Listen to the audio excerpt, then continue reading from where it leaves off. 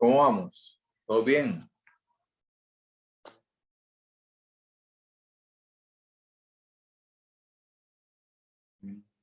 Mm,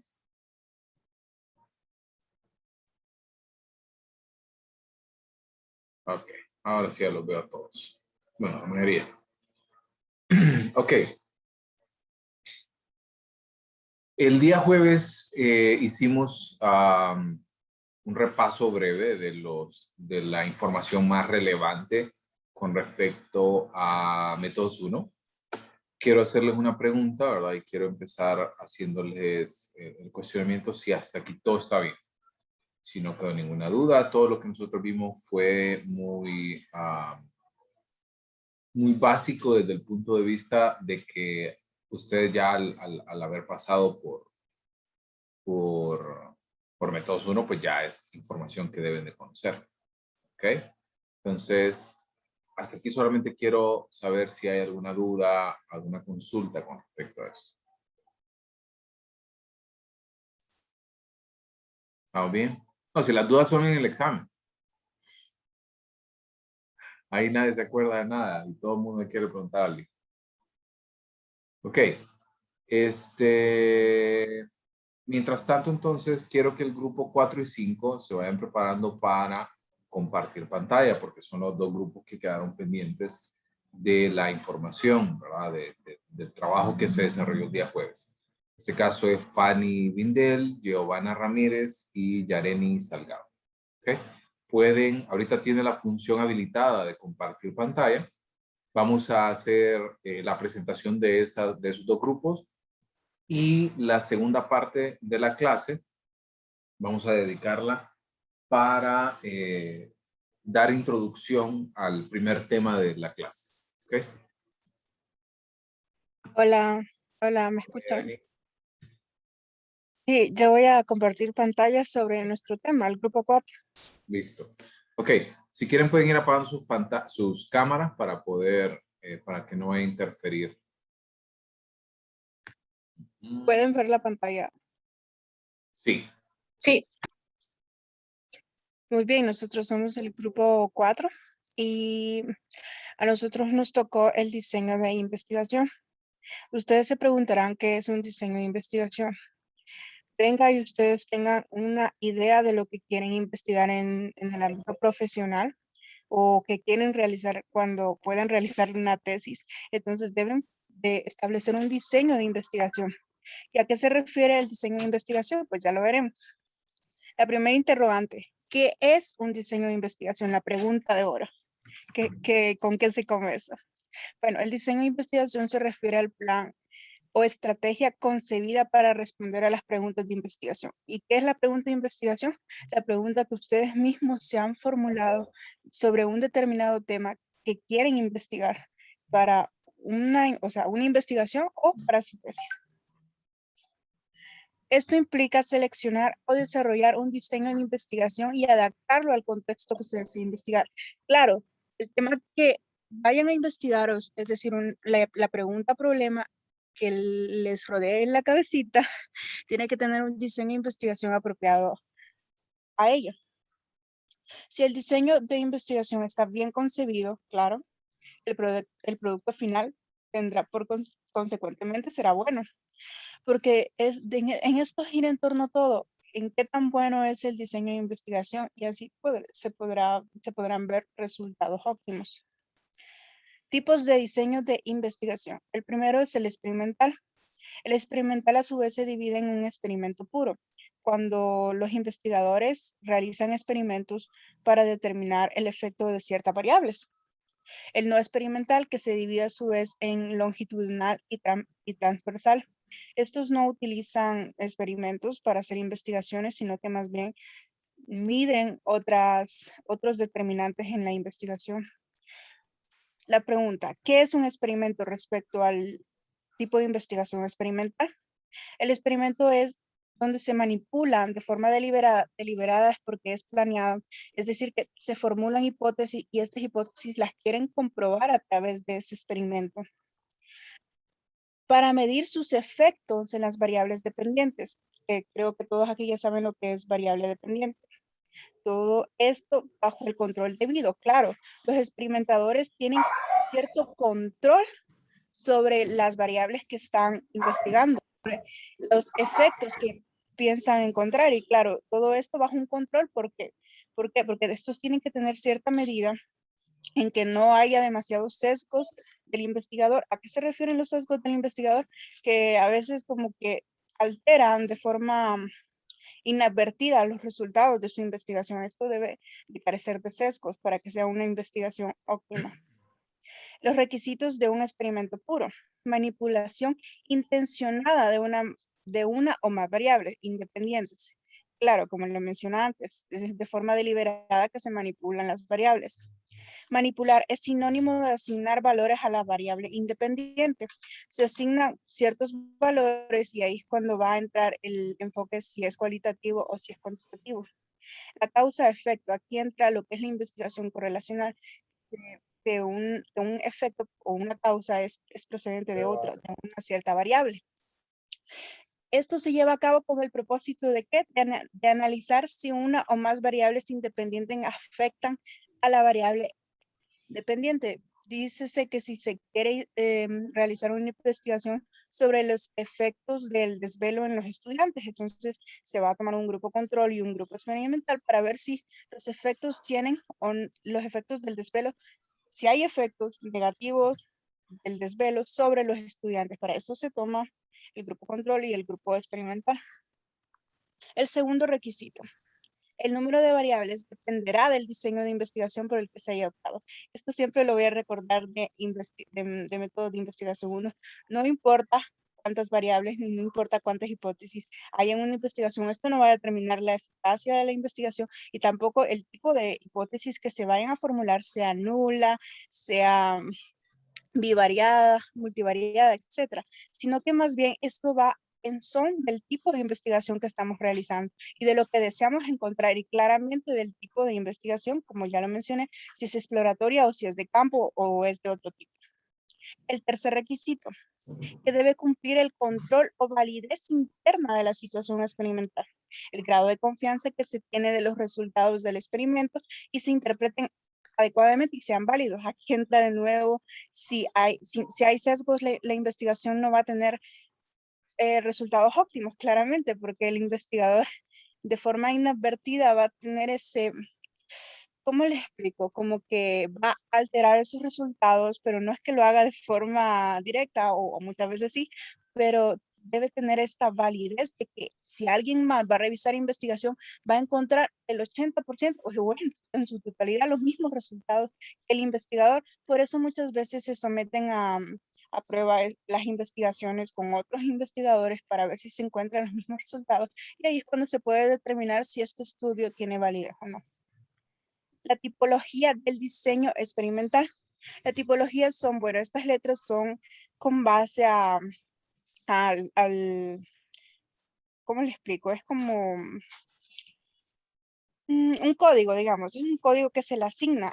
Por eso es que es tipología del diseño experimental, siendo R la asignación al azar o aleatorización, que es de forma aleatoria o de forma directa, porque algunos estudios pueden ser de forma aleatoria o de forma directa.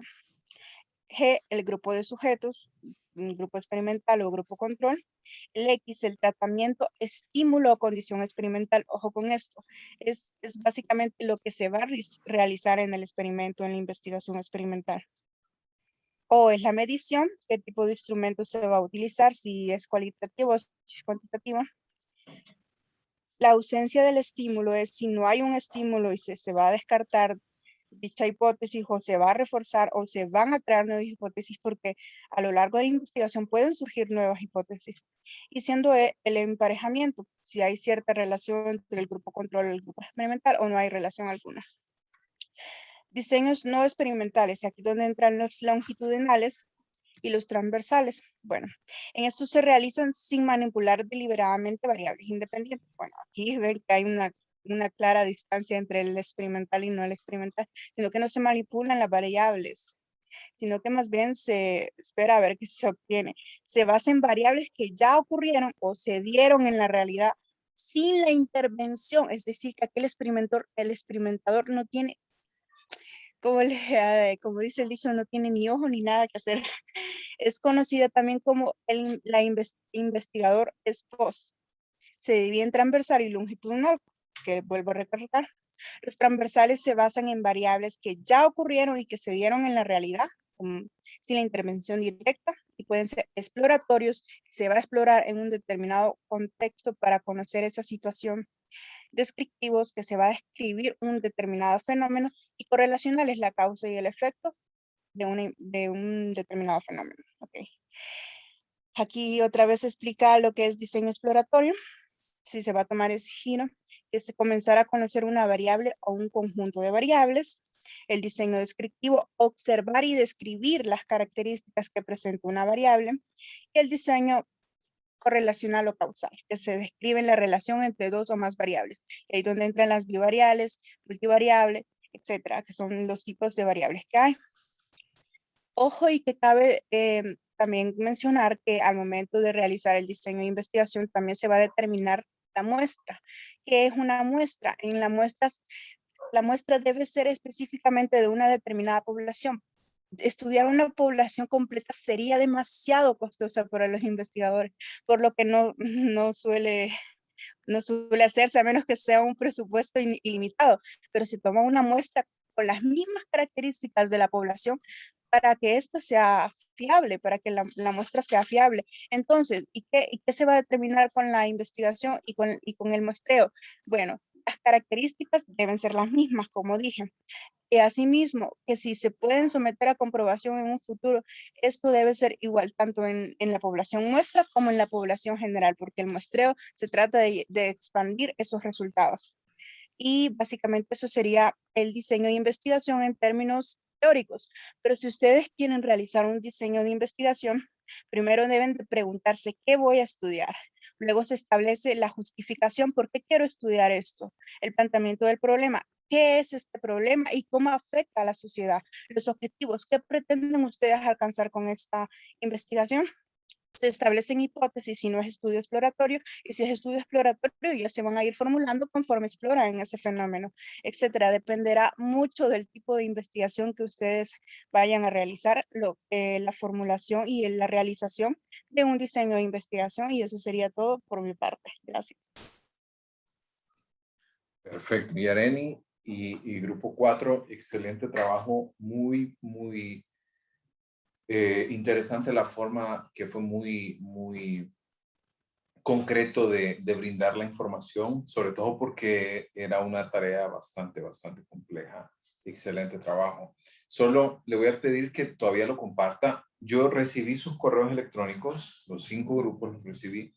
Nada más quería terminar de verlos para poder facilitárselos y subirlos en el campus.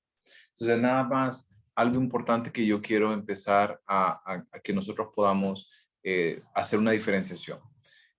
El tipo de diseño, ¿verdad? Es algo muy importante que nosotros debemos de identificar desde el primer momento de que nosotros queremos plantear qué vamos a hacer en la investigación. Hay muchas ideas, muchos elementos que nosotros tratamos como de evaluar, y a veces nuestra mente trata como de alcanzar todos los objetivos que nosotros queremos hacer. Y el diseño es el medio como nosotros vamos a concretar esta información, todas estas ideas que nosotros tenemos en nuestra mente, para tratar entonces de llevarlas y convertirlas en realidad. Entonces, en pocas palabras, hay dos grandes vertientes. El tipo de diseño experimental, que muy pocas veces se tiene la oportunidad de hacerlo. Uno, así como comentaba Yareni, uno es sumamente costoso. Es muy costoso el tipo de estudio experimental, porque requiere que usted pueda invertir no solamente, y me refiero a costoso no solamente en términos monetarios, sino también en términos de tiempo, términos de recursos, supervisiones, pruebas, mediciones a través del tiempo, porque realmente es una tarea sumamente laboriosa. Entonces, en este sentido, el diseño experimental muy pocas veces, y si usted me pregunta a mí, yo todavía no he tenido la oportunidad de poder desarrollar un estudio experimental. Entonces, ese es un primer punto que quiero compartir con ustedes. El segundo tipo que nosotros vamos a desarrollar es todos los diseños no experimentales. Ustedes ya hicieron, y me lo comentaban la semana anterior que estábamos trabajando y que estábamos hablando acerca de esta temática, que todos al menos ya pudieron tener la oportunidad de desarrollar un diseño de manera exploratoria. Este tipo de estudios son cuando nosotros tenemos muy poca información acerca de un tema.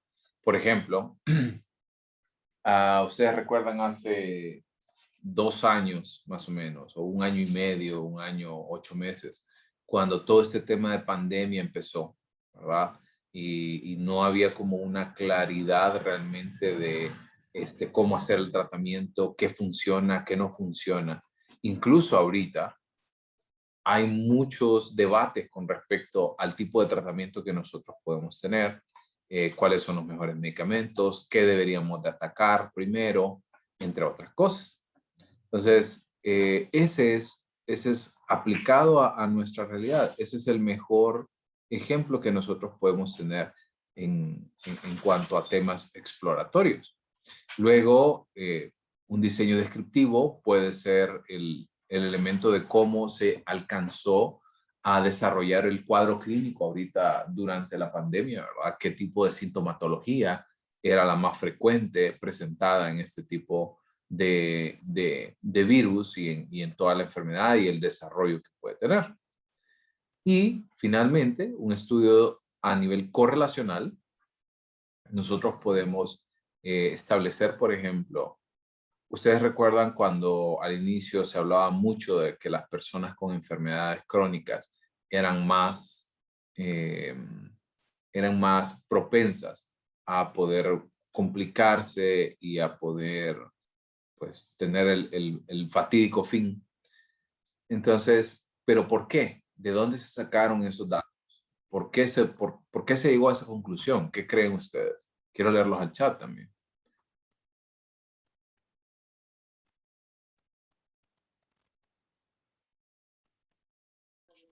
Básicamente porque, bueno, los investigadores o los encargados de la salud veían que estas personas justamente relacionaban que estas personas que padecían de ciertas enfermedades crónicas como la diabetes, como la hipertensión, etcétera, tendían a empeorar al padecer el COVID. Entonces, todo esto fue formulando esta idea de que si las enfermedades crónicas tenían relación con empeorar con la enfermedad de COVID-19. Entonces, por eso que es que se desarrollan las investigaciones correlacionales causales para ver si hay verdadera relación o no. Exacto, fue un nivel que realmente nos permitía establecer, no explicar, por lo menos en este momento, no explicar, porque la enfermedad no se puede explicar, por lo menos en ese momento, de que porque usted tenía una enfermedad crónica, por eso se agravaba. No había una relación todavía directa en cuanto a este tipo de situaciones. Sin embargo, sí se fue obteniendo la información suficiente como para poder predecir de que una persona que tuviera una enfermedad crónica era más probable de complicarse que una que no lo tenía. ¿Se entiende? ¿Estamos bien? ¿Dudas hasta acá? Quiero Sí se enfocarme entiende. más. Perfecto, gracias. Quiero enfocarme mucho más en los diseños no experimentales, porque los experimentales, como les digo, va a ser muy difícil que nosotros podamos tener la oportunidad de aplicarlo. Sin embargo, pues, como les digo, es un poquito difícil. Les voy a compartir, si quiere, no sé si antes de pasar y antes de pedirle a Yareni que deje de compartir, no sé si tienen alguna duda con respecto a este tema en específico. Muy bien, ¿todos claros con los diseños? Sí, todo claro. Ok, entonces Yareni, porfa, le voy a pedir ahorita que deje de compartir pantalla. porque les voy a compartir un documento que es un documento de apoyo para ustedes. No recuerdo exactamente mi fuente bibliográfica, la voy a buscar, pero la desarrollé con el fin de que nosotros podamos tener como un conjunto de diseños de investigación y poder tenerlos en este espacio de manera sintetizada para que ustedes lo puedan observar. ¿Ok? Entonces, estos son todos los diseños experimentales. Estos que ustedes ven adicionalmente son diseños experimentales cuando tenemos 2 o más variables con respectivos valores. Y aquí tenemos, por otra parte, diseños cuasi experimentales. De alguna forma, en los cuales vamos a tener, cuando solo tenemos un grupo o 2 grupos, cuando hay una selección intencionada o cuando es al azar, y todos los términos de observación, como nosotros habíamos hablado y le comentaba también Yareni, en los tipos de estudio, ya sea de corte transversal o de corte longitudinal. De igual manera, ¿verdad? Los estudios de corte longitudinal también tienen excelentes resultados. Nos permite observar una variable y los cambios o las variaciones que puede tener a través del tiempo, pero también tiene el problema que muy frecuente se le denomina como producto muerto, en el cual la persona simplemente de las que usted ha estado observando por algún momento o por ciertas evaluaciones o mediciones a través del tiempo, simplemente deja de asistir y por ende se le conoce entonces como un producto muerto de investigación. ¿Estamos?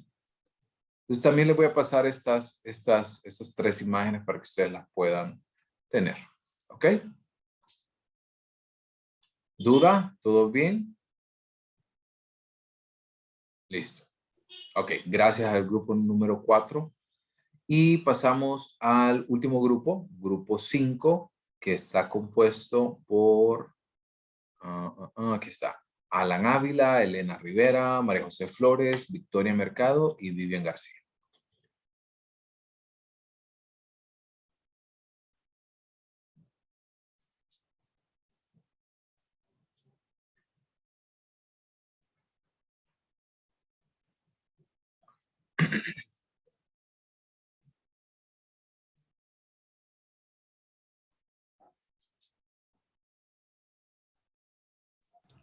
Buenas noches, licenciado, compañeros.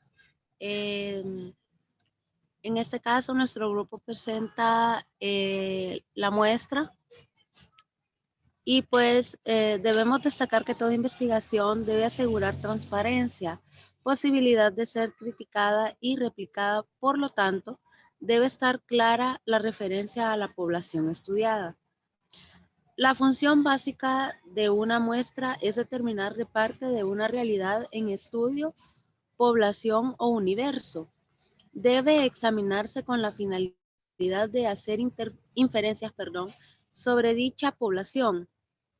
Obtener una muestra adecuada significa lograr una versión simplificada de la población que reproduzca de algún modo sus rasgos básicos. Existen 2 tipos de muestra, los cuales son probabilísticos.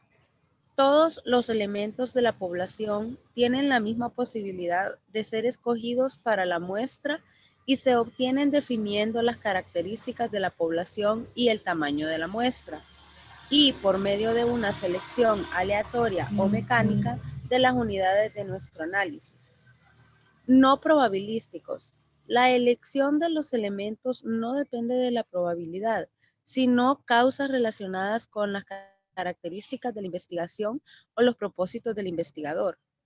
La muestra probabilística y la no probabilística se hacen según el planteamiento del problema, las hipótesis, el diseño de investigación y el alcance de sus contribuciones.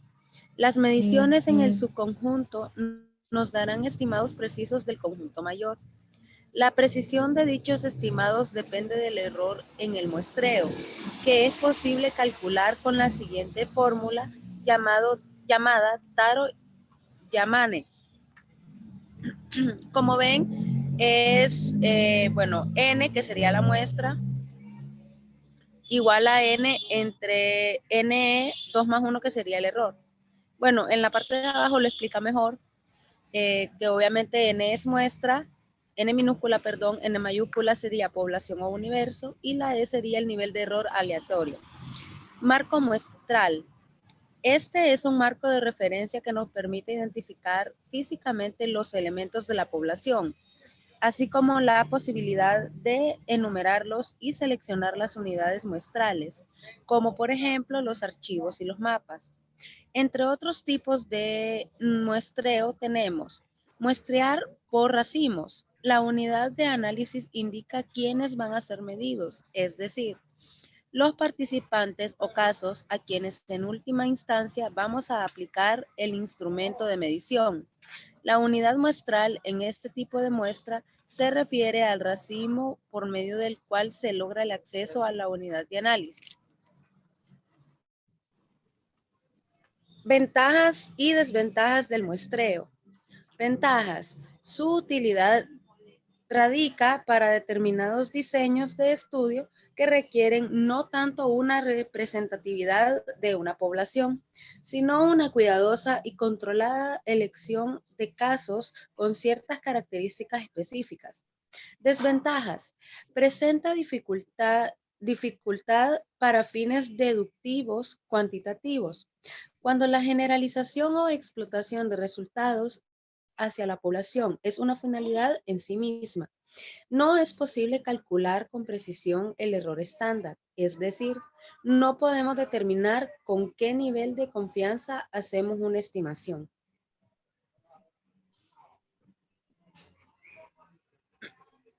Ok. Perfecto. Pregunta, a ver.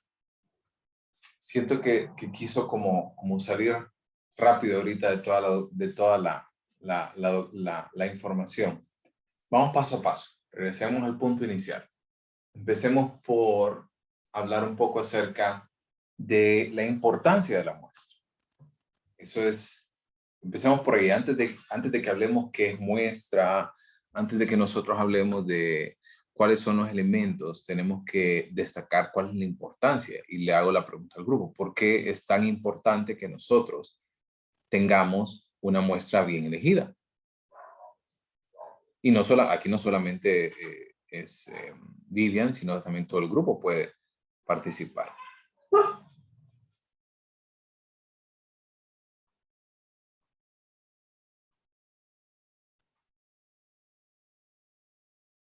A ver, ¿qué piensan? Empecemos por aquí. ¿Por qué es tan importante eso?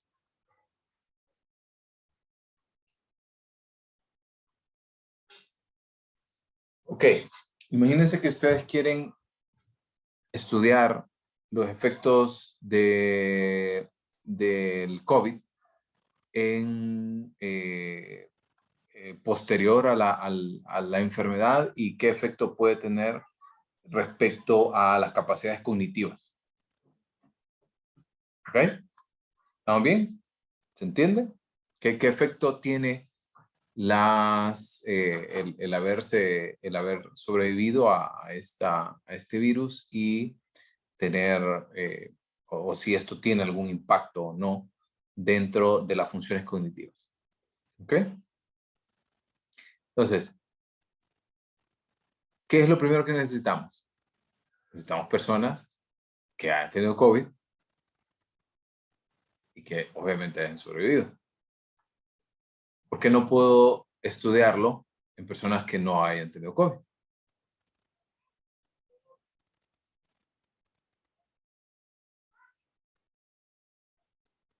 ¿Por qué?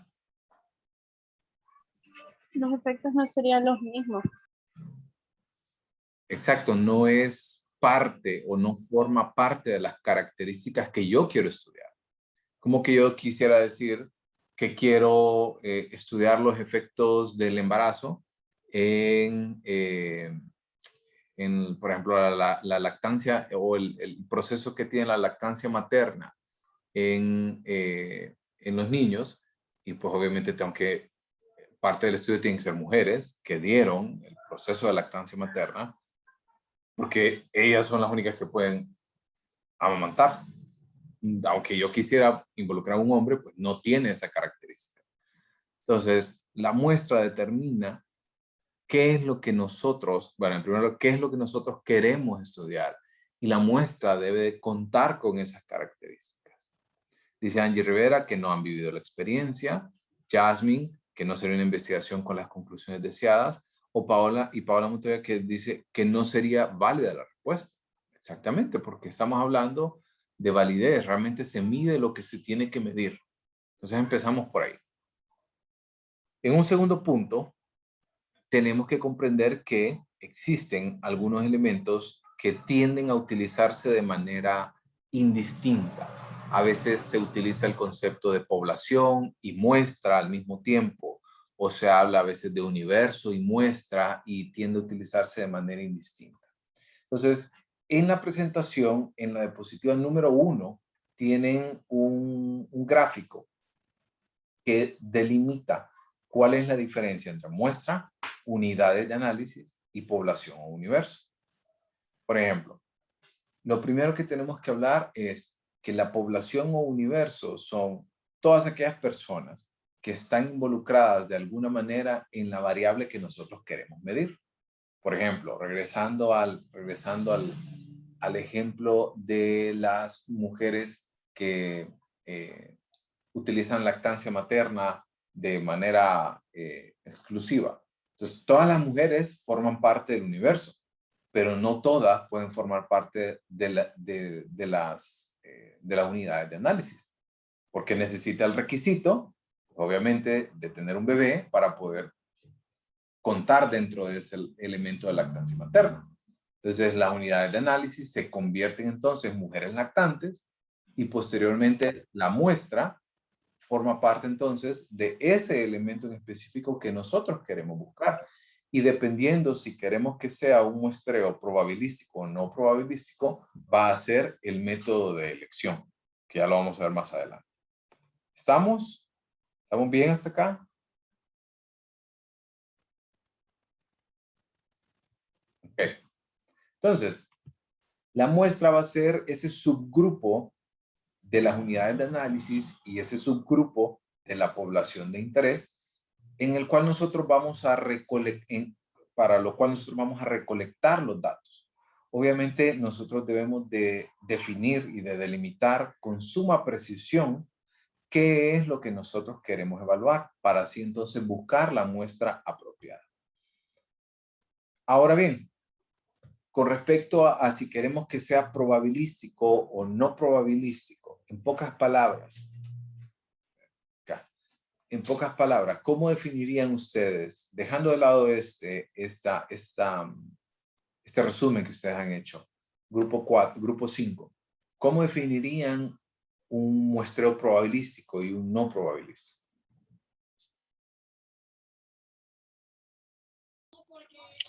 En el probabilístico, pues cualquiera tiene la oportunidad de participar, y en el no probabilístico se buscan características específicas de las personas que van a participar en el muestreo. Exactamente. Les voy a poner un ejemplo. Yo para mi tesis de maestría hice una investigación de tipo correlacional en la cual trataba de determinar ciertos aspectos psicológicos con respecto a un deporte en específico, que era un arte marcial, y qué efecto tenía este en el rendimiento deportivo. Entonces, lo primero era, todas las personas de artes marciales eran mi población. Luego mis unidades de análisis eran específicamente los atletas del deporte que yo quería evaluar, pero luego mi muestra se convirtió en el seleccionado nacional del deporte de taekwondo, por ejemplo.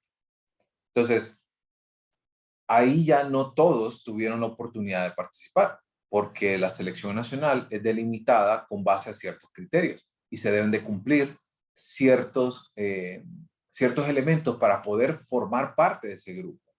Por ende, el muestreo para este estudio fue un muestreo no probabilístico, porque nosotros queríamos de alguna manera contar y asegurar de que tuviera los elementos importantes para la evaluación de las variables que estábamos buscando. Por otra parte, el muestreo probabilístico, la característica principal es lo que se busca es la generalización de datos. ¿Ok? ¿Estamos bien hasta acá? Cuando nosotros tenemos un muestreo probabilístico, lo que nosotros queremos es, a partir de ese porcentaje de la muestra, a partir de ese porcentaje de las unidades de análisis y de la población que nosotros obtenemos, queremos entonces poder generalizar estos resultados como para dar a entender que los resultados observados dentro de la muestra pueden ser aplicables para la población o para el universo. Esto es muy frecuente, por ejemplo, ahorita en tiempo de elecciones. Pues. Yo no sé si alguien ha recibido la llamada de algún periódico o si ha recibido un mensaje, un correo electrónico, una manera en la cual le pregunte a usted cuál es su intención del voto. Por ejemplo, ¿por qué candidato presidencial va a votar? ¿Cierto? Pero hace poco salió, no sé, hace unas 2 semanas más o menos, tal vez, salió de que Xiomara Castro era con un 30 y tanto %, era la candidata presidencial que como que recibía más apoyo de parte de la población hondureña. ¿Cierto? ¿O no vieron la noticia? ¿La vieron?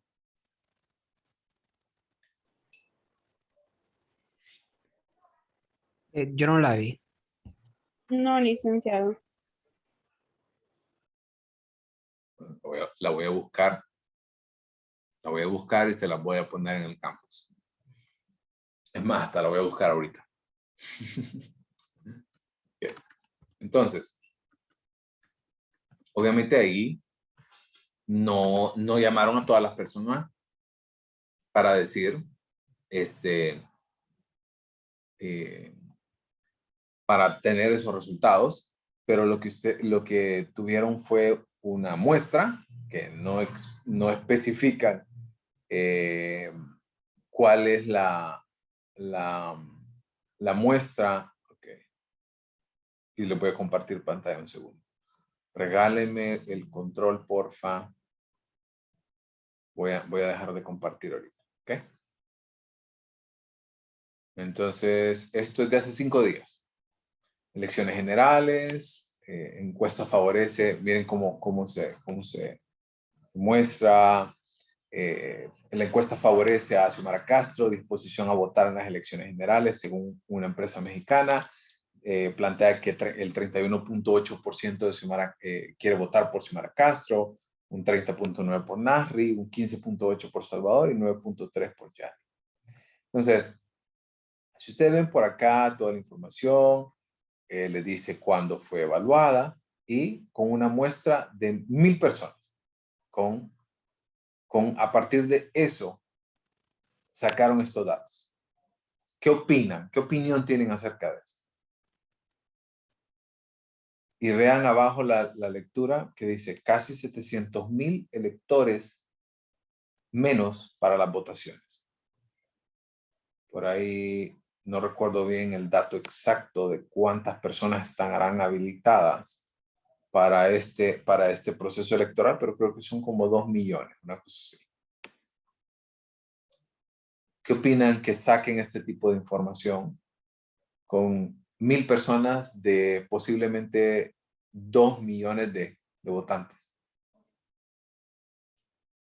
Es muy pequeña y posiblemente no representa la población general de Honduras que va a votar. O sea, imagínense, 1,000 no representa creo que ni el 0.0001% de esos 2 millones. Que creo que sí, ando buscando el dato exacto, creo que son como 2 millones de votantes. Entonces, aquí está el dato exacto. Miren, el sondeo se hizo con una muestra de 1,208 personas. ¿Ok? 1,288. Entonces, ¿por qué les quiero compartir esto?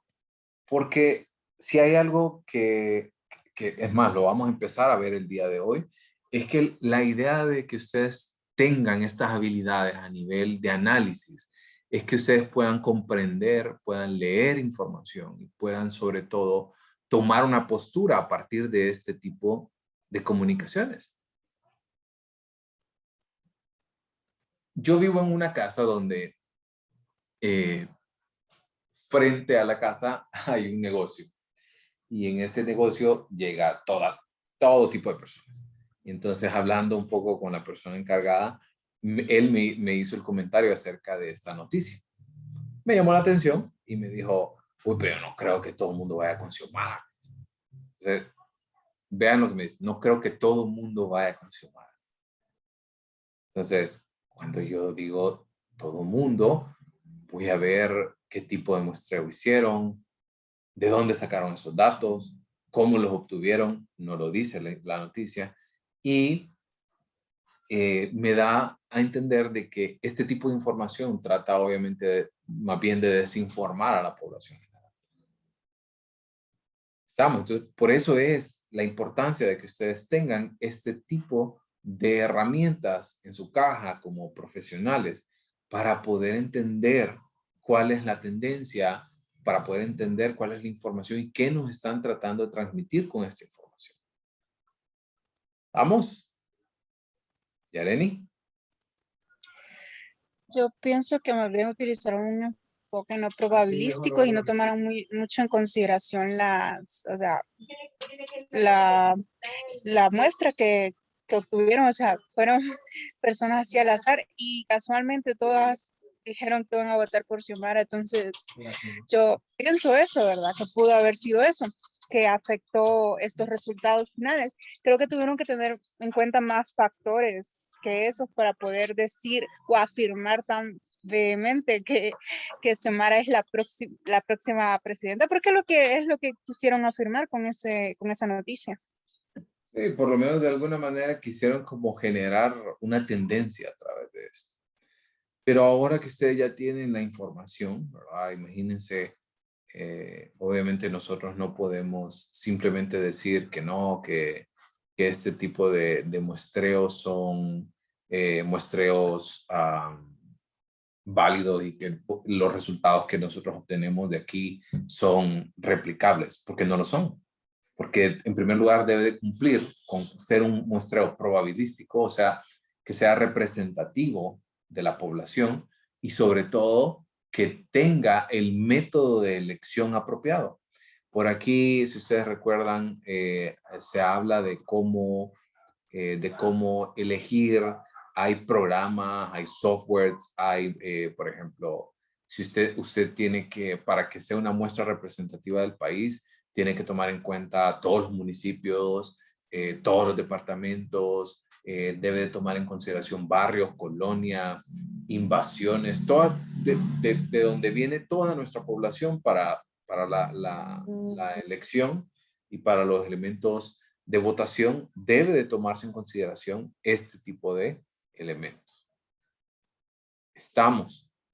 ¿Me entienden? ¿Qué es lo que quiero darles como... Sí, licenciado. ¿Sí? Perfecto. Y, Okay. y Dígame. otro ejemplo sería cuando se hacen investigaciones acerca del porqué de la obesidad. Sería algo no probabilístico, porque no puede ser probabilístico porque los de contextura delgada no pueden ser usados para esa investigación. Exactamente. Recuerden que muchas veces, y dependiendo de la población, dependiendo del lugar y todo eso, por ejemplo, a lo mejor Honduras no sería una muestra tan confiable, pero pensemos países como Estados Unidos, México, que tienen unos índices de obesidad altísimos, por ejemplo. Entonces ya la población ya cambia, ya el total general del universo ya es distinto, ya es compuesto de manera distinta. ¿Ok? Y para ir finalizando la presentación del grupo número 5, les habían colocado la fórmula de Taro-Yamane, que es una fórmula, creo que todos están familiarizados con ella, para poder obtener nuestra información y nuestros datos y hacer el cálculo apropiado de la muestra. Y con eso quiero finalizar la presentación del grupo número 5. ¿Estamos? ¿Dudas con ese último componente?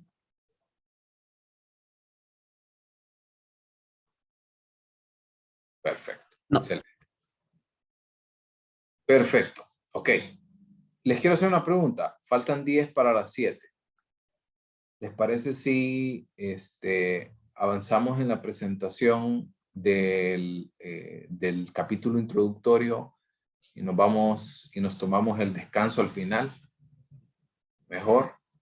Los despacho un poquito más temprano tal vez, porque yo creo que ya una hora y media después de estarme escuchando en el monólogo. Sí, mejor, Lick.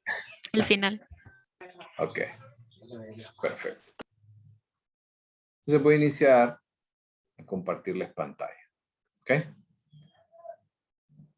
Entonces, el capítulo que nosotros vamos a ver es la introducción a la estadística aplicada a la psicología. Esta información, ¿verdad? Es recopilada de varios textos, de varias fuentes. Sin embargo, su base principal radica en el capítulo 2, que es del libro de investigación del comportamiento de Kerlinger. Yo les voy a pasar ese documento para que ustedes lo puedan tener. ¿Ok? Entonces, iniciemos desde el nacimiento realmente de la estadística. ¿Ok? Y si ustedes ven por acá estas dos imágenes, es porque hacen referencia a las dos civilizaciones que han tenido un gran impacto en la formación del mundo en la actualidad. O sea, la civilización romana y la civilización egipcia. Entonces, la civilización romana en específico fue una civilización que fue sumamente conquistadora, se expandió a través de toda Europa, África, Asia, en cerca del siglo IV y siglo III antes de Cristo. Alcanzaron hitos importantísimos, incluso realmente la caída fue hasta 4 siglos después de Cristo, con la caída del Imperio Otomano y demás, y del Imperio Bizantino. Fue un imperio sumamente amplio, vasto, con muchos recursos. Entonces, data de ese momento por la importancia entonces que tenían sus dirigentes para poder saber con qué contaban, qué tenían. Entonces, este empleo de numeración, el empleo de utilizar unidades de medida, eso es algo vital. Igual en el caso de la cultura egipcia, que es más antigua incluso que el Imperio Romano, en algún momento coincidieron un poco.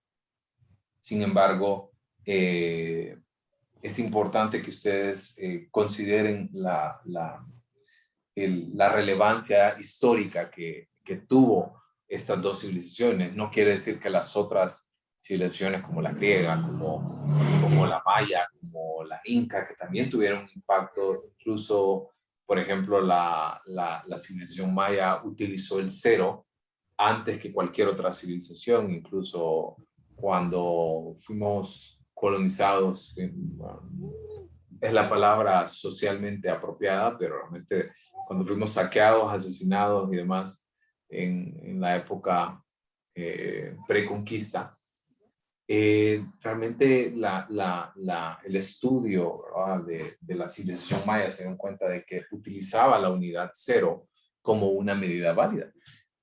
Y eso es algo que ninguna otra civilización alcanzó. Pero, ¿por qué les hablo tanto del tema de historia? Porque quiero que ustedes comprendan la relevancia que tiene entonces el poder comprender información desde distintos puntos de vista. No solamente desde cómo se nos presenta la información, sino también cómo nosotros la podemos interpretar, qué información adicional nos puede brindar y sobre todo cómo la podemos aplicar para nuestro beneficio.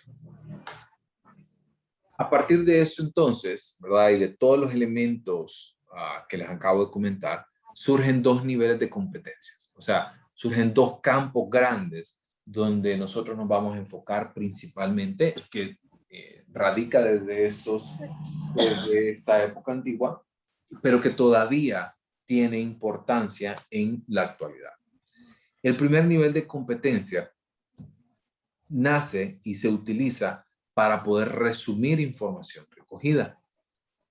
Por ejemplo, si yo les preguntara a todos ustedes qué edad tienen, ¿sí? O cuántos años tienen, muchos me responderían 23, 22, 21, 18, 17, qué sé yo. Pero podríamos entonces tomar esta información, dividirla entre la cantidad de personas que tenemos y darnos una media, ¿cierto? A lo mejor va a haber un porcentaje de error, claro que sí. Pero podemos resumir información que normalmente al hablar de cuantiosa quiere decir de que es de una alta cantidad. Y podemos también hacer que esta información resulte más comprensible y también sobre todo nos permita tomar decisiones útiles, nos permita tomar información y sobre todo esa es la parte con la que yo quiero que ustedes se queden. Que los números, sí, nos dan información, nos brindan información, pero lo importante es qué hago con esta información. Pregunta, creo que todos por acá o la mayoría de ustedes ya tienen en algún grado la obligación de hacerse cargo de sus finanzas de repente. Entonces ustedes vienen y revisan ahora la cuenta de banco como si fuera aplicación de red social. Porque la abren a cada rato a ver si el depósito ya llegó, a ver si ya cayó, a ver si ya pagaron de este lado, a ver si esto, a ver si aquello. Y con esa información que ustedes tienen, ¿qué hacen?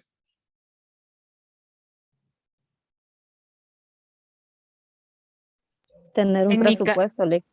En caso que recibo mensual, hago presupuesto mensual. Presupuesto mensual. O sea, tomamos decisiones. En el presupuesto dicen, mire, la verdad que tengo tanto para comida, tengo tanto para lujos, tengo tanto para salir, tengo tanto para servicios públicos, tengo tanto para internet, por ejemplo. Pero sobre todo eso, nos permite tomar decisiones. ¿Vamos? Sí. Determinamos cuánto se debe guardar, asignar un determinado presupuesto para los gastos. ¿Ok? Entonces, ese es el primer nivel de competencia. Y el segundo nivel de competencia es tratar de inferir sobre una población numerosa en su tamaño a partir de un subconjunto reducido de miembros de esa población. ¿Qué es lo que nosotros acabamos de hablar? Tratan esta empresa que recogió los datos con respecto a la intención del voto electoral, del voto presidencial. Trata de alguna manera de decir que la población en general se va a comportar de X o Y manera a partir de ese subconjunto reducido de miembros de esa misma población. Se trata entonces de poder predecir de alguna manera cómo se va a comportar una población a partir de los datos que nosotros obtenemos de esa fracción de la población. Y a partir entonces, a ver ese mensaje, se intenta inferir un resultado a partir de los datos. Y a partir entonces de estos dos niveles de competencia, nacen entonces dos grandes vertientes de la estadística, que son conocidos como la estadística descriptiva y la estadística inferencial. La estadística descriptiva que lleva por objetivo entonces tratar de, obviamente, describir los elementos o características de la población, y la estadística inferencial va a tratar entonces de predecir X o Y comportamiento con respecto a los resultados que nosotros podemos obtener de ese subconjunto de la población. ¿Vamos bien? Sí, ¿Claro? Sí. Perfecto. Ok. Perfecto. Ok. Entonces, hablamos mucho acerca del método científico la semana pasada. Y hablábamos acerca de los pasos, de los elementos que nosotros podemos obtener y de la información, cómo nosotros podemos obtener dicha información. Pero en pocas palabras, a ver, qué importante la pregunta que acaba de hacer Yareni. ¿Cuándo podemos usar uno o el otro? Eso depende del objetivo de la investigación que nosotros tengamos. Por ejemplo, imagínense lo siguiente. Yo les pregunto, ¿cuál es su nota o cuál fue su nota de métodos 1, por ejemplo? Y entonces, ese tipo de datos me pueden brindar una información descriptiva, ¿ok? Me puede decir cuánto sacaron, cuánto fue la media. Voy a meter algunos conceptos como cuál fue la desviación estándar, que lo vamos a ver más adelante. Y a partir de esto poder describirlos a ustedes como una sección. Pero si yo quisiera realmente establecer o inferir si ustedes a partir de métodos 1, si pasaron o no pasaron métodos 1 y van a pasar métodos 2, no podría hacerlo con esa información específica. ¿Estamos? Entonces, todo depende del objetivo que nosotros estemos persiguiendo. Si lo que yo quiero perseguir es un elemento descriptivo, pues voy a utilizar herramientas de índole descriptiva. Si lo que necesitamos es un elemento inferencial, vamos a tener también una manera de, y lo vamos a ver en la unidad 2 y unidad 3, cuando veamos pruebas de correlación, por ejemplo, que me va a dar una probabilidad si esto va a ocurrir o no. Porque eso es algo importante. Tratamos y utilizamos el término de inferencia. Tratamos de inferir, tratamos de predecir, pero no siempre va a ocurrir de esta manera. ¿Ok? Estamos hablando de probabilidades matemáticas. ¿Ok? Ahora bien, cuando hablamos del método científico, todos de alguna manera cumplen con todos estos pasos. Hay observación, hay cuestionamientos acerca del fenómeno que nosotros estamos viendo, nos planteamos hipótesis, qué puede ocurrir, cómo podemos comprobar estas hipótesis, nos llevamos entonces el proceso de irnos al campo, obtener información, luego hacer el análisis de los resultados, el análisis de los resultados, comparar, contrastar, comprobar, llegar a conclusiones para finalmente divulgar dicha información. Entonces, ese método científico no es solamente de la estadística, ¿verdad? Ya nosotros lo hemos visto la semana pasada, que el método científico está atañido a todas las ciencias comprobables. Entonces, el método científico, cuando nosotros ya lo aplicamos a la estadística, representa la estrategia ordenada y sistemática que nosotros vamos a tener de cómo realizar este estudio o investigación. Entonces, a partir de este mismo proceso, a partir de la aplicación del método científico, es que nosotros vamos a dotar la investigación del calificativo de científico. En la medida entonces que las personas y que los estudios, los investigadores cumplan con los requisitos del método científico, mayor validez científica va a tener, mayor rigor, y por ende los resultados van a ser más confiables y por ende van a tener un mayor valor en cuanto al desarrollo del conocimiento humano. ¿Estamos? O sea, si yo quiero hablar acerca de, por ejemplo, lo que nosotros acabamos de ver ahorita, la investigación, conociendo ahora los datos que les acabo de compartir, la muestra con la que se tomó, ¿ustedes creen de que eso es del todo cierto? ¿Qué opinan? Los quiero leer al chat. ¿Ustedes creen que esa información brindada a partir de esa muestra con la intención electoral puede ser interpretada bajo una línea científica?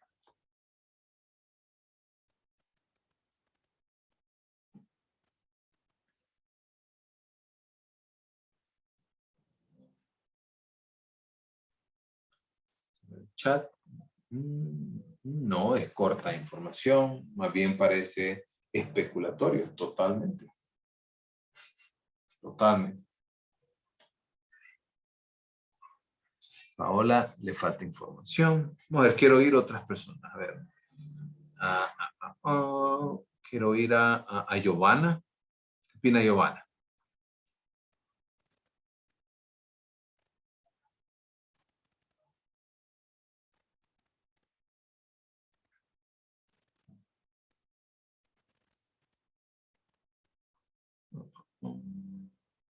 Kelly por ahí, información redundante.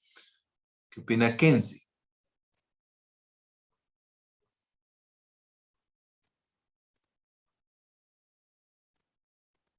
No, ya que dice Ingrid en el chat, ya que no se sabe si esos datos son 100% reales, no se sabe cuál fue el medio que se obtuvo, cómo hicieron la encuesta. Si la información no está completa, los resultados difícilmente van a ser reales. Daniel. Sí, lo que quería preguntar es que, digamos que esa encuesta, digamos que sí tiene una tendencia cierta. O sea, yo quería saber si es estrictamente por la cantidad de la muestra que se tomó o si no, o si es posible hacer que sea una encuesta válida si se tomó 1000 personas que, digamos que cada una representa todos los grupos y posibles tipos de personas que existen en nuestro país, que si es posible como hacer una encuesta que sí pueda representar más o menos bien. eh, Confiable. sí. Mire, podemos hacer el ejercicio práctico de esto. Y quiero que hagamos una prueba por acá.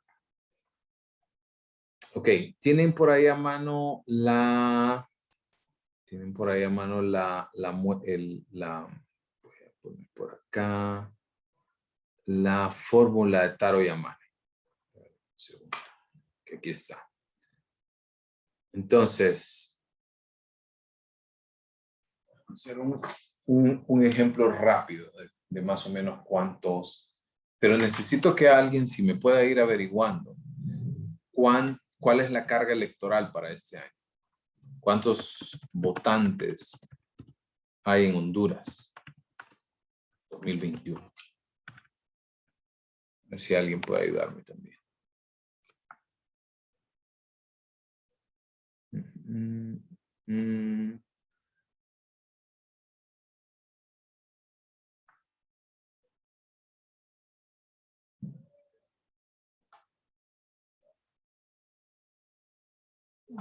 Mm.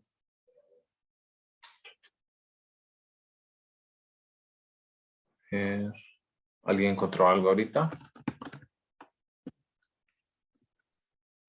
Lo único que pude encontrar fue las personas que participaron en las últimas elecciones primarias del 2017, que Ok. eran como 44% del país. Que es medio complicado porque, imagínense, hace 4 años. Igual, por ejemplo, las elecciones primarias, no todas las personas asisten, no no todos los partidos políticos van tampoco a elecciones primarias. Déjenme ver si logro por acá estadísticas. Porque quiero mostrarles un poco el...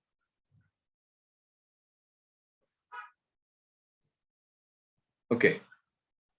A ver.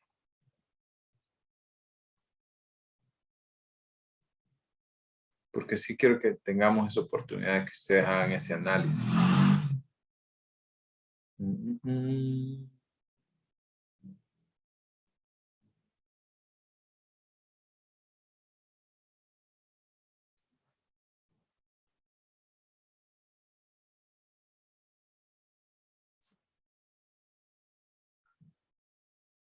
Lick, ¿Sí? encontré algo que dice, pero es que era del año pasado, cuando estaban programadas para el año pasado, que Hagámoslo esperaban una alta tasa de unos 4.8 millones de hondureños que estaban convocados, pero para el año pasado, ahorita no he logrado, para ahorita no he logrado.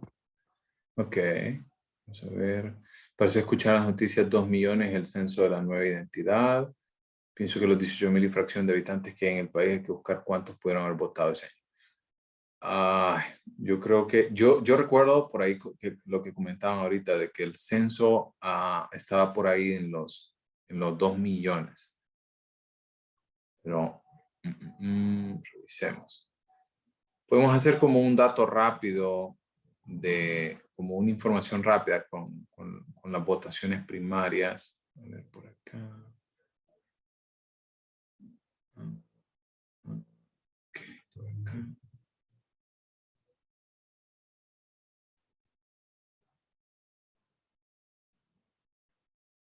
Ok. Lick, Ujú. no sé si este dato sea, bueno, no sé si sirva, pero según los enrolados, que serían obviamente las personas que ejercerían el sufragio, hay 5 millones, más de 5.300.000. Perfecto. ¿Y dónde obtuvo ese dato, Vivi? Ya le digo, del RNP. Perfecto. Entonces la fuente Sí. oficial. Ok. Entonces, 5 millones de personas. ¿Ok? Vamos a quedarnos en 5 millones, nos vamos a saltar esos datos así como muy puntuales. Vamos a dejarlo en 5 millones. ¿Ok? Entonces, voy a hacer el ejercicio. Regálame un segundo para poder copiar esta información. ¿Ok? Entonces, que la población sería 5 millones. ¿Ok? Y luego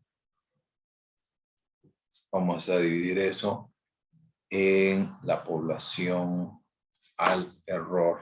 ¿Ok?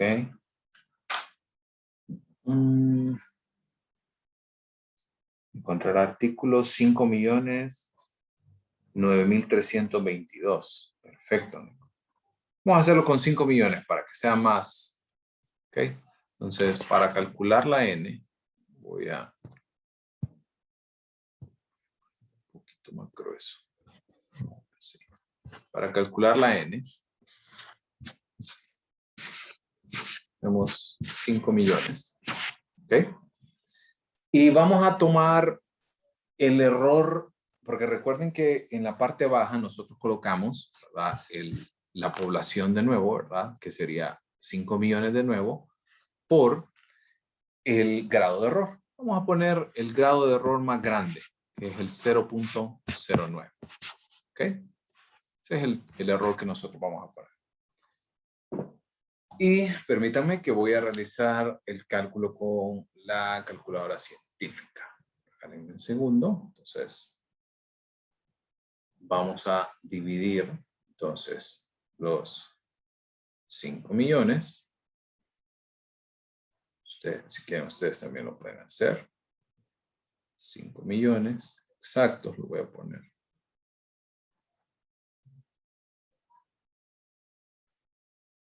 Por 0.09 al cuadrado.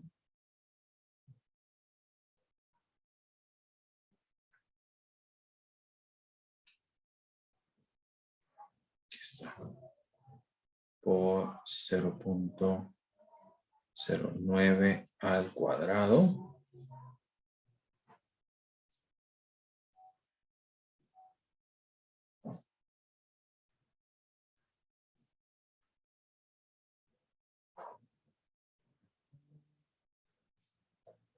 Ok, esto me da un total de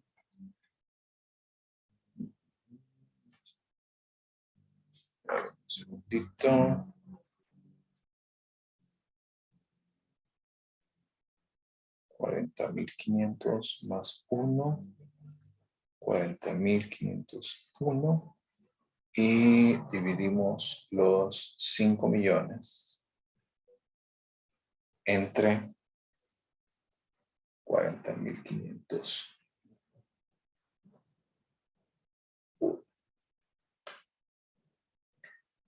Para que sea una muestra, así como, imagínense, con ese grado de error, de un 0.09, debería ser mínimo, cerca de 50.000 personas.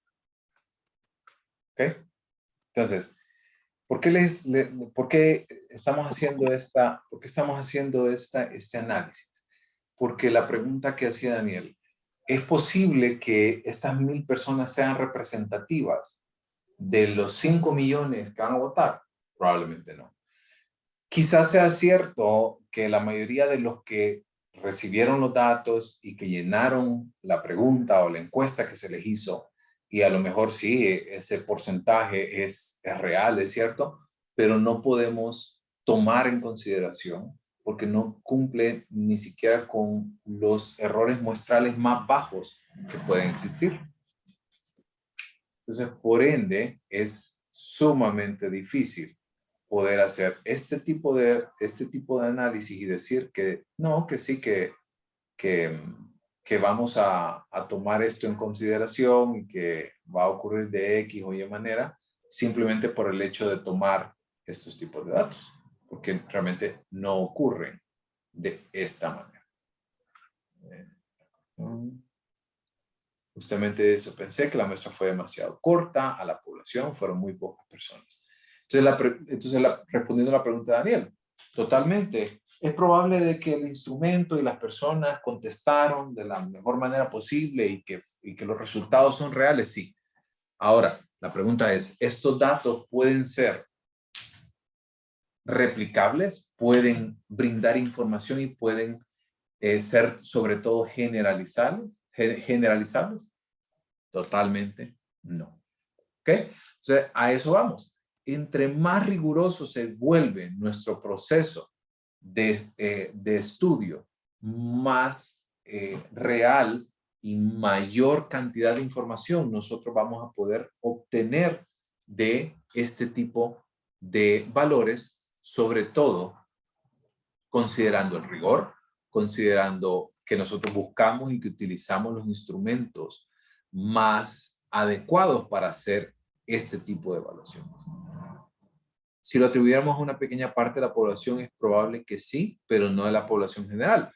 Vaya, si ellos dijeran que la población que ellos entrevistaron fue población de Francisco Morazán, por ejemplo, o de Tegucigalpa, digamos, entonces ya el error muestral ya disminuye, porque ya no son 5 millones de votantes, pueden ser 500,000 tal vez, pueden ser 600,000 tal vez, no sé. Entonces, si ellos hubieran dicho de que la población de Tegucigalpa tiene esta tendencia, hubiera sido distinta a que ellos hablan de una tendencia nacional. ¿Vamos bien? ¿Dudas hasta acá con esta parte? No le, gracias por contestar. Excelente. Por eso es tan importante la delimitación temporal y espacial, porque reducimos los errores muestrales. Totalmente. Ok. Ahora, existen características básicas inherentes al método científico que nosotros debemos también de ser capaces de poder aplicarla a los procesos de estudio estadístico. La primera característica es que nosotros podemos utilizar y vamos a aplicar la estadística a cuestiones que son empíricamente contrastables, a elementos que son medibles, que son observables, que nosotros podemos obtener un resultado. En segundo lugar, vamos a buscar resultados de aplicación tan general como sea posible. Esto, de nuevo, volviendo al mismo ejemplo de la votación, de que va a ser tan replicable o tan generalizable como los objetivos de investigación lo sean. Si mi objetivo no es generalizar la investigación o generalizar los resultados de esta información, no es necesario entonces que yo cumpla con un muestreo probabilístico. También El tercer punto, y este punto es importante, que lo que nosotros hacemos, hay muchas personas que tienden a ser como muy celosos de su trabajo, celosos y creen que se inventaron el agua caliente con la investigación que se está haciendo. Y no es así, porque nosotros realmente lo que queremos es expandir nuestro conocimiento. Y muchas cantidades de personas lo que hacen es que se reservan sus resultados, se reservan la información y no la comparten. Pero realmente no se dan cuenta de que si nosotros compartiéramos la información, compartiéramos los resultados, podría darnos la oportunidad de que alguien más haga este tipo de estudios y que ya sea nos ayuden a acreditar la información que nosotros hemos obtenido, a acreditar los resultados que hemos tenido, en lugar de considerar que esto va a tener un impacto negativo. Entonces, la replicabilidad es algo sumamente importante dentro de la investigación científica. Y finalmente, la última característica es que nosotros buscamos explicaciones parsimoniosas, pero parsimoniosas no de lenta, ¿verdad? No de pasmados, sino parsimoniosas de obtener resultados y de explicaciones deliberadas, que son minuciosas, que son sosegadas, que tienen un aplomo, que tienen una identidad, que tiene un proceso de análisis que no solamente se basa de manera antojadiza, sino que se explica a partir de los fenómenos descubiertos en la investigación. ¿Vamos? Entonces, llegamos al punto que nosotros habíamos hablado anteriormente. ¿Por qué entonces ustedes, que les han dicho que psicología, que no lleva matemáticas, que no lleva esto, que no lleva aquello? ¿Por qué entonces estamos hablando de estadística en pregrado de psicología? En primer lugar, el estudiar estadística nos va a proporcionar un tipo de conocimiento que le ayuda a usted a favorecer su pensamiento analítico y su pensamiento crítico. Cuando usted salga de la clase de hoy, si me ha estado poniendo atención y ha estado participando, se va a dar cuenta de que muchas veces la información, las personas que brindan la información, lo hacen de una manera, no quisiera decir falsa o no quisiera decir de manera descarada, pero muchas veces ocultan información o muchas veces la información que brindan no es totalmente cierta. Entonces, ahora, o inadecuada o que causan desinformación, por ende, ahora ustedes se pueden dar cuenta de que ya ahora su pensamiento y la información que nos brindan, ustedes no tienen por qué aceptarla sin cuestionarla. Igual yo. Usted puede ir a buscar información y puede decirle, fíjese que tal y tal cosa, me parece que esto es así o esto es de esta manera. Dice Nicole que no es del todo verídica, porque muchas veces la información es manipulada. Entonces, a eso vamos. Nos brinda la oportunidad de que ustedes se vuelvan críticos, se vuelvan analíticos, pero críticos no en el sentido de que va a criticar algo sin fundamento, sino que voy a criticar con base a resultados, con base a no opiniones, sino más bien con base a conocimiento científico. Dice Kelly, es información no del todo transparente. Perdón. Ay, perdón. Vamos a ver por acá. Segundo lugar, porque nos capacita para que nosotros realicemos estas investigaciones y que nosotros pongamos a prueba nuestras hipótesis. Sobre todo es encontrar respuestas a las preguntas que nos van surgiendo. Si hay algo que ustedes a ver, y les quiero hacer una pregunta. Ustedes están en segundo periodo, tercer periodo, tal vez la mayoría de la carrera. Y no sé si ya han decidido tomar una orientación. En la carrera vemos 4 orientaciones clásicas. Vemos la orientación social, educativa, clínica y laboral. Quiero verlos y quiero leerlos por aquí. quiero que me escriban al chat si ya tomaron una decisión de esto. Mientras tanto, leo el mensaje y alguien dice que la estadística es una herramienta que nos sirve para tomar decisiones con respecto a nuestra investigación. Quiero leerlos al chat. ¿Ya tomaron una decisión de qué línea quieren? Aún también si no es una de las 4, también colóquenla por ahí. Todavía no, aún no. Industrial o social. Clínica, antes estaba segura de ser psicólogo industrial, dice Yareni, ahora entre educativa y neuropsicología. Social y clínica, aún no. Clínica, industrial, clínica o social. Qué interesante, Victoria. Psicología forense. Entonces, ¿por qué les hago esta pregunta? Dice Jeffrey, industrial, Héctor, industrial o clínica. ¿Por qué les quiero hacer esta pregunta? Porque nosotros creemos que la investigación es un tipo con una bata blanca en un laboratorio haciendo pruebas. Pero la investigación y las hipótesis nosotros las hacemos en nuestro trabajo diario. ¿Cuántos de ustedes, por ejemplo, que trabajan en área de bancos, por ejemplo, que es como lo más frecuente que nosotros nos encontramos?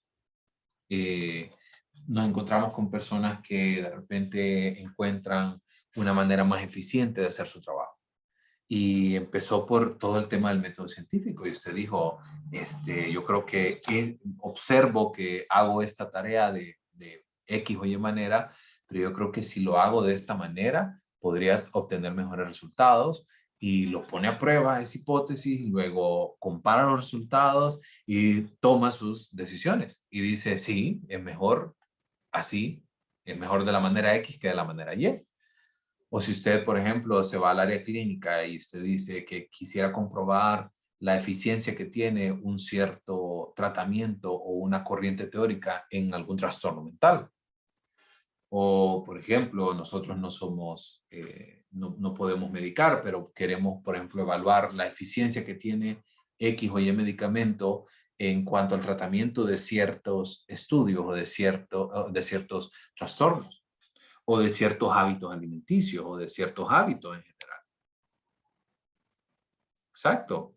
Por ahí dice Jeremy, de eso se trata. Dichas hipótesis, comprobarlas en nuestra realidad. Y eso lo hacemos aún de manera inconsciente. Nosotros tomamos nuestras decisiones. ¿Ok?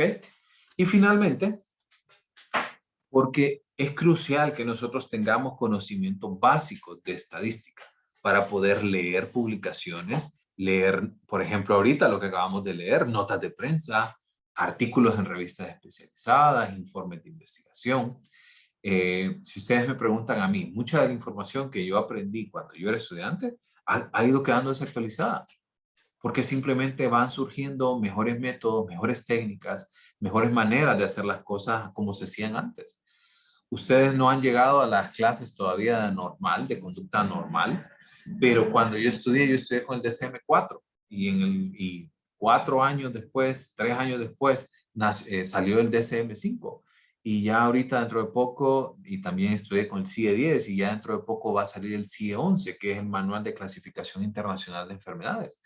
Entonces, la actualización de datos y la actualización de técnicas y de valores y de información y de nuevas maneras de hacer las cosas es sobre todo con el objetivo de eficientar estos procesos.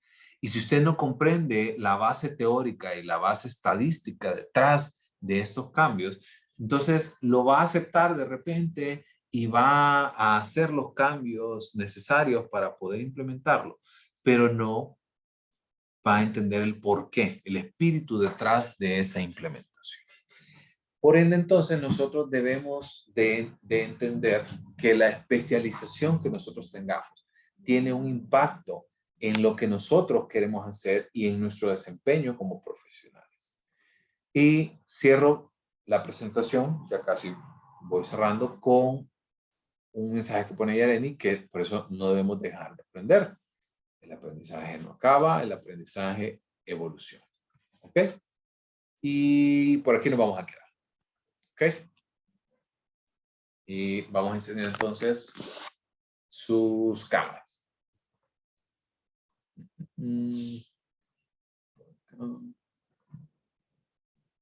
¿Dudas con respecto a estos elementos? ¿Todo bien? ¿Clarísimos como el agua? Sí, todo claro. Perfecto. Ok. Entonces, nada más comentarles, voy a descargar la información que nosotros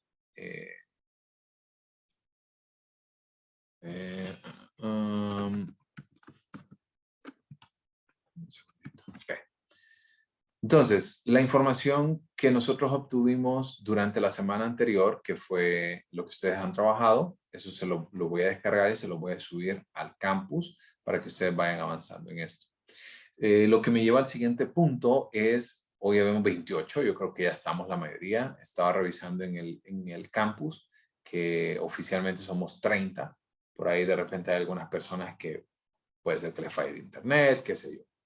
Entonces, no sé si ya buscaron a su grupo para que vayan pensando y vayan avanzando ya en su tema de investigación.